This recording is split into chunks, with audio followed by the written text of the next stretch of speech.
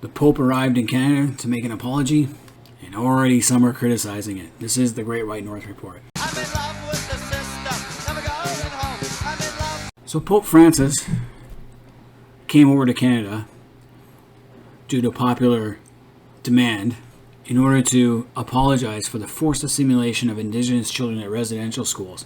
Now, the Catholic Church didn't make this policy. This was the Canadian government at the time making this policy, and the Catholic Church was one of those tasked with staffing these residential schools and taking care of them. It wasn't just the Catholic Church, the Anglican Church was also implicit. And gotta remember, it was the Catholic Church of Canada. The Vatican probably had very little to do with this, though they probably knew about it, or knew something about it. So Pope Francis did the big thing. He came over and he apologized, and he sounded sincere. If you actually listen to the guy, he's a pretty decent guy.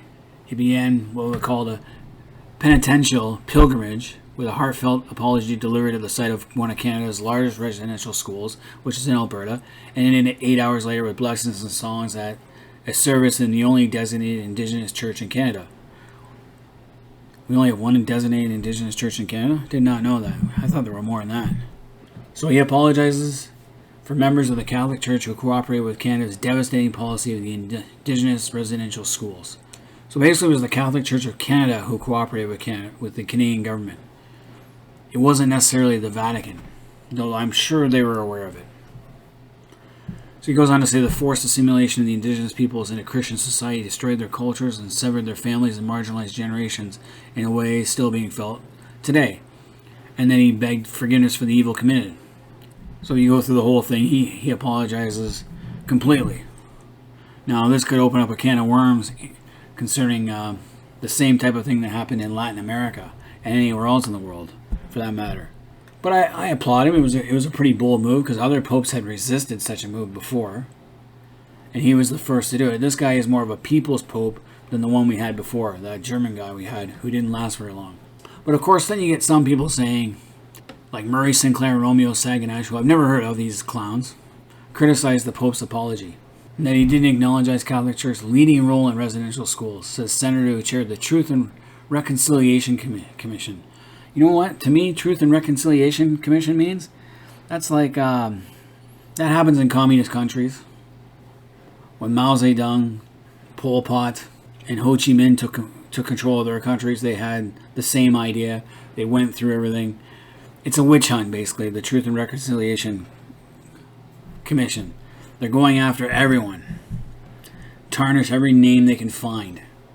And I'll be honest with you, there is no apology that will be enough for these people. Pope Francis could come to Edmonton. He could strip down naked, put a crown of thorns on his head, and nail himself to a cross and apologize, and it still would not be enough for guys like Murray Sinclair. A spread eagle apology will have no effect on these people. What more do you want? What can we do? It's done. It's past. You know what I would do is I would have the Catholic Church open up their records. That would be probably the best thing to do, and start searching for these kids. Where are they now? Are they still alive? Where are they buried? Do they have any kin left? And also for the mass graves that they've been finding on all these residential sites. Again, residential schools, orphanages, and prisons would all have a graveyard or one nearby that they would use.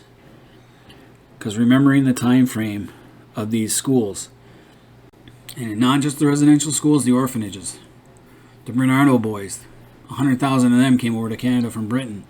A lot of them didn't exactly get treated very well. So the Indigenous people are not the only ones. So I would go to all these sites where they think there's graves and start excavating. Let's find out. Then go through the records and eliminate the possibilities of who and what.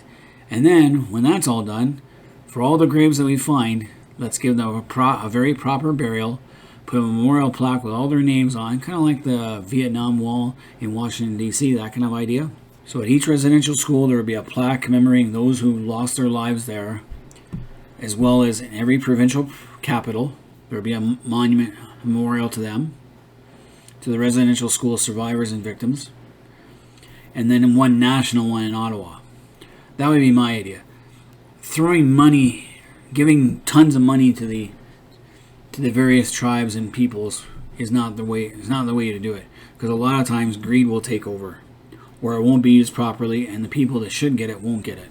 So that's my idea, And as long as we're apologizing, we should have the Iroquois War. The Iroquois, maybe they should start apologizing for their genocide of the neutral and tobacco indigenous peoples in the area I live in, especially the Mohawk. The Mohawks sent 1,000 warriors and wiped out somewhere between 40 to 100 villages and cleared southwestern Ontario of the neutral, tobacco, and even Huron tribes, forcing them to flee across the Detroit River or up north towards Parry Sound area.